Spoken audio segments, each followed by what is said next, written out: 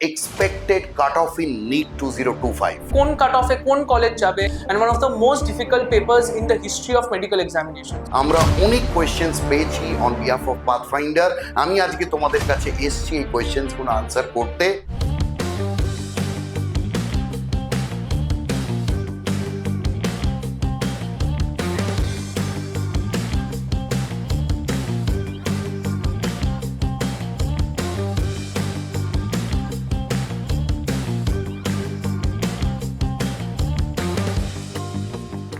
Hello everyone, my name is Demalia Srimani and today we are back again with a very important video and a very relevant video.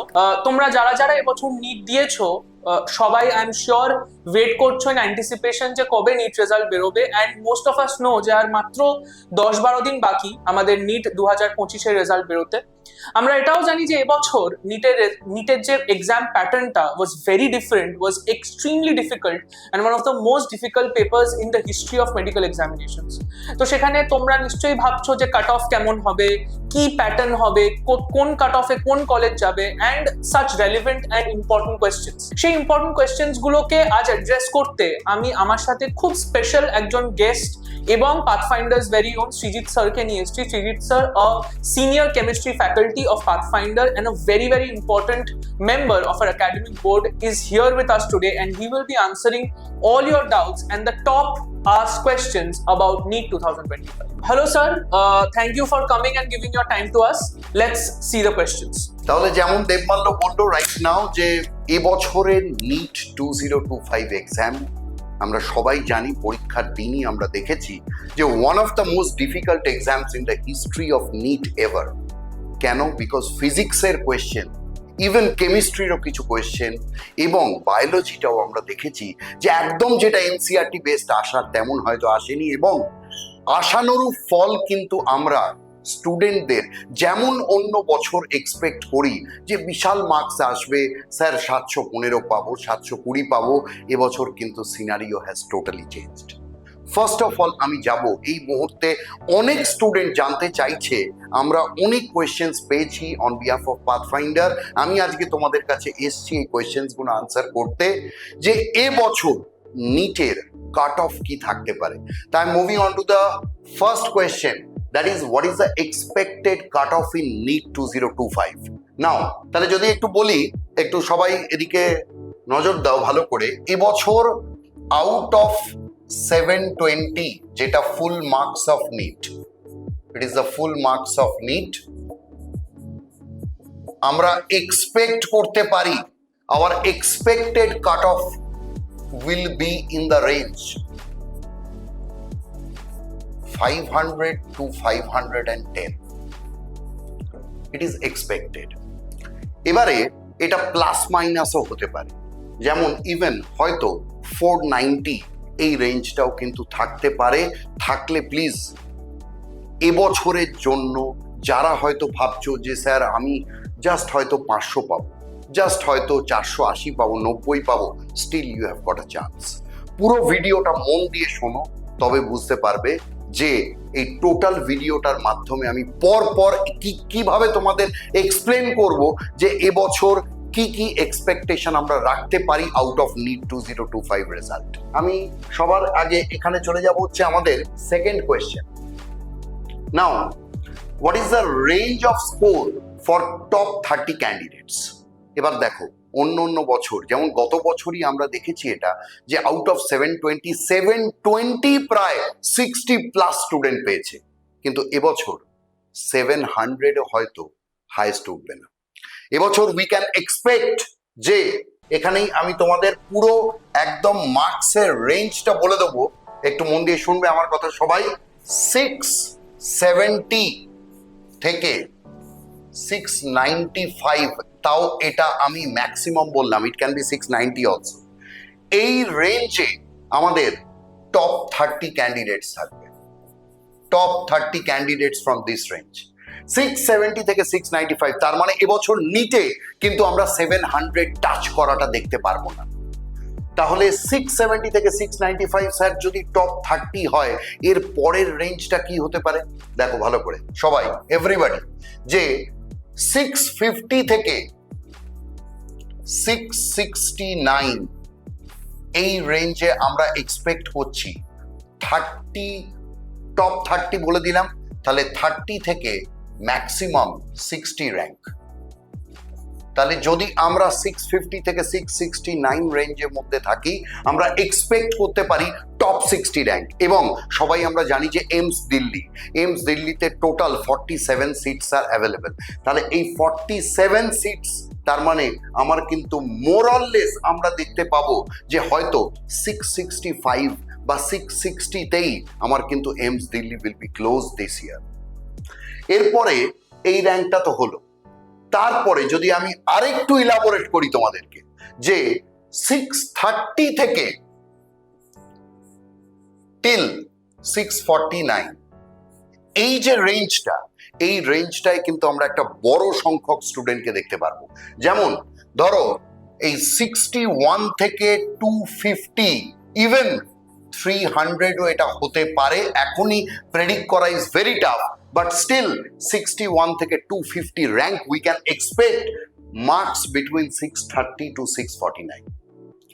এবারে from 600 to 629 এই যে রেঞ্জটা, এই রেঞ্জটায় near about 251 থেকে প্রায় 800 এই rank অব্দি আমরা এক্সপেক্ট করতে পারি। তার মানে গত বছর চিন্তা করে দেখো, যারা 630 পেয়েছে তারা কিন্তু কোয়ালিফাই করে, তারা কাট অফই ক্লিয়ার করতে পারে। আর এ বছর এনটিএর এই প্যাটার্নে আজকে কতখানি চেঞ্জ। তার মানে যারা ভাবছো এখনো যে স্যার আমি জাস্ট 600 পেলাম, please don't be demoralised, because you will get top medical colleges all over India. Next আমি যাব আমাদের পরের প্রশ্নে। নেক্সট প্রশ্ন হচ্ছে, what is the safe score to get AIIMS Delhi? I already answered, that is 660 থেকে যদি আমরা দেখি যে 695 ইজ দ্য হাইয়েস্ট, তাহলে কিন্তু 660 বার line to get AIIMS Delhi minimum. এটা হয়তো 665এও ক্লোজ করে যেতে পারে, বিকজ 665 থেকে 670 এই 5 নম্বরের মধ্যে কিন্তু what we suspect that nearly হয়তো 15টা স্টুডেন্টও থাকতে পারে। তো সুতরাং আমরা কিন্তু বলতে পারি যে safe score to get AIIMS Delhi is 660 is the bar line. Next আমি আমার পরের কোয়েশ্চেনে যাব, what must be the score to get medical colleges of Kolkata? Because দেখো, ওয়েস্ট বেঙ্গলের স্টুডেন্টদের জন্য আজকে কিন্তু এটা সব থেকে ইম্পর্টেন্ট প্রশ্ন, যে স্যার আমি কলকাতার যত মেডিকেল কলেজ আছে, আজকে কলকাতা মেডিকেল কলেজ আছে, এসএসকেএম আছে, এনআরএস আছে, আরজি কর আছে, ন্যাশনাল মেডিকেল কলেজ, তো এই যে বিভিন্ন কলেজগুলো কলকাতার অঞ্চলের মধ্যে আমি যদি পেতে চাই, আমাকে কত স্কোর রাখতে হবে? ফার্স্ট অফ অল সবার আগে বলে দিই, যেটা সব থেকে প্রায়োরিটি যে দুটো স্টুডেন্ট চায়, that is Kolkata medical college and SSKM. এবং এসএসকেএম এর প্রায়োরিটি আজকাল প্রচন্ড বেশি হয়ে গেছে। এই দুটো কলেজের জন্য স্পেসিফিক্যালি যদি আমি বলি তোমাদেরকে যে স্যার এসএসকেএম বা কলকাতা মেডিকেল কলেজ এইটা পাওয়ার জন্য আমায় কি করতে হবে, কত marks is the safest marks to get SSKM or Kolkata medical college, এই জায়গাটা নিয়ে কিন্তু সবার মনে একটা দোলাচল চলছে। তবে what we suspect is that to get SSKM অথবা কলকাতা মেডিকেল কলেজ বা মেডিকেল কলেজ কলকাতা, আমরা এরকম ভাবে বলতে পারি, that is 575 plus is the safe mark. Safe marks to get SSKM or Medical College Kolkata. Is it clear to all of you? Moving on to my next question, that is, what should be the cutoff for SC candidates? Because এতক্ষণ আমি যা বললাম general ক্যান্ডিডেটদের জন্য বললাম, এবার যদি আমি SC ক্যান্ডিডেটসদের জন্য আসি, তাহলে কিন্তু জেনে রাখো যে আমরা more or less what we suspect is that আমরা এসসি ক্যান্ডিডেটদের জন্য বলতে পারি যে 400 plus is the qualifying marks for SC candidates. 400 plus is the qualifying marks for SC candidates. তার মানে যদি কোনো SC ক্যান্ডিডেট আজকে সাপোজ 520, 530 এই ক্যাটাগরিতে থাকে, তাহলে তার কিন্তু কলকাতা মেডিকেল কলেজ অথবা SSKM এও চান্স ইজ প্রায় বলা যায় সিকিউরড। তো নাও moving on to my next question. এগুলো কিন্তু আমরা সব স্টুডেন্টদের কাছ থেকেই পেয়েছি বলে আজকে এগুলো নিয়ে আমরা ডিসকাস করছি, এবং আশা করি এই ভিডিওটা স্টুডেন্টদের জন্য প্রচন্ড ইম্পর্টেন্ট হবে। What is the safe score to qualify in NEET 2025? এটা তো সব থেকে বেশি ইম্পর্টেন্ট প্রশ্ন, যে what is the safe score. এবারে দেখো, what is the safe score যদি এটা আমাকে বলতে হয়, তাহলে মাথায় রাখতে হবে, আমি একদম প্রথমেই বলেছিলাম যে কাট অফ কত হতে পারে। এবার আমি যদি একদম সেফ স্কোরের জায়গাটায় যাই, তাহলে অবশ্যই আমার বলা উচিত যে safe score, my dear students, must be for general category 500 to 510. It is the safe score. এবারে যদি কেউ 480 প্লাসে থাকে, 85% chance, 85% chance is there.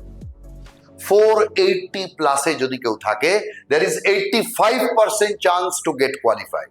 Because এবছর বোঝা যাচ্ছে না সত্যি যে আলটিমেটলি কি হতে চলেছে, বাট যে ক্যালকুলেশনস আমরা করেছি এবং এই যে রিসার্চগুলো, এই রিসার্চগুলো কিন্তু এইভাবে তৈরি করা যে আজকে ফিজিক্স কোয়েশ্চেন যেহেতু টাফ এসছে, সেখানে বায়োলজিতে করতে সময় লেগেছে বা কেমিস্ট্রি করতে সময় লেগেছে, হয়তো বায়োলজির কিছু ইজি কোয়েশ্চেন্স তারা উত্তর করতে পারেনি ফিজিক্সের অত ডিফিকাল্ট লেভেল দেখে। তো সুতরাং এইরকম অনেক ম্যানিপুলেশন করেই finally what we got is, দেখা যাচ্ছে ম্যাক্সিমাম স্টুডেন্টদের মার্কস যে ক্যাটাগরিতে থাকছে, সেই ক্যাটাগরিতে থাকলে কি কি কাট অফ হতে পারে, কি সেফ স্কোর হতে পারে, এই ব্যাপার নিয়েই কিন্তু অ্যানালিসিস করে এটা বার করা। নেক্সট আমি যাব সব থেকে ইম্পর্টেন্ট, যদি আমি বলতে what is the safe score, এটা হয়ে গেল। এবারে অনেকেই এটা জানতে চেয়েছে, আমরা সেটা এখানে কোনো কোয়েশ্চেন আনসার ফ্রেমে রাখিনি, যে স্যার সাপোজ আমি যদি এ বছর কোয়ালিফাই না করতে পারি, আমি হয়তো 460 পেলাম, 450 পেলাম, 440 পেলাম, এই জায়গাটায় সাপোজ গিয়ে স্যার আমি আটকে গেলাম, তাহলে আমার কি করা উচিত? নাম্বার ওয়ান, আবারও একটা কথা বলবো যে একটা এক্সাম কখনোই তোমার লাইফকে ডিটারমাইন করতে পারে না, number one. And number two is, প্রত্যেকে মাথায় রাখবো যে যারা আজকে সাপোজ এই 430, 440 এই জায়গাটায় গিয়ে বার লাইনে গিয়ে হয়তো আটকে যাবে, তারা কিন্তু খুব খারাপ করনি। হয়তো যদি নর্মাল অন্য কোনো ইয়ারের প্রশ্ন হতো, তোমরাই হয়তো আজকে 600 অ্যাবভ তুলে দিতে। But if you give it a last try for 1 year, যে স্যার আমার হয়তো এক্সাম হলে বসে আমার কিছু এমন মিস্টেকস হয়ে গেছে যে জায়গাটায় হয়তো আমি সত্যি যদি কনসেন্ট্রেশনটা লুজ না করতাম, আমার হয়তো আরো 50 নম্বর এক্সট্রা হতো। তাহলে এই জায়গাটায় দাঁড়িয়ে আমি বলবো যে একটা বছর if you give a try being a repeater student, একটা বছর যদি ড্রপ দাও, পরের বছর 100% সিকিউর, এবং বিলিভ ইন ইয়োরসেলফ যে তুমি নিট পাবে।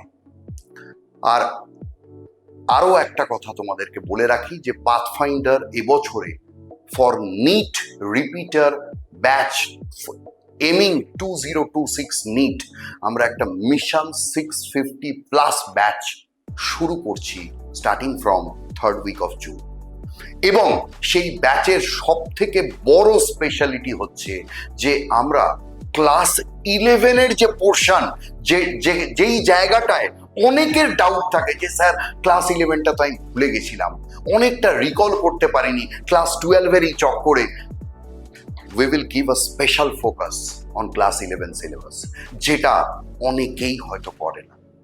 পাথফাইন্ডারের মিশন 650 প্লাস ব্যাচের ক্রাইটেরিয়াস যদি জানতে চাও এবং এনরোল হতে চাও, please immediately contact us. Thank you so much.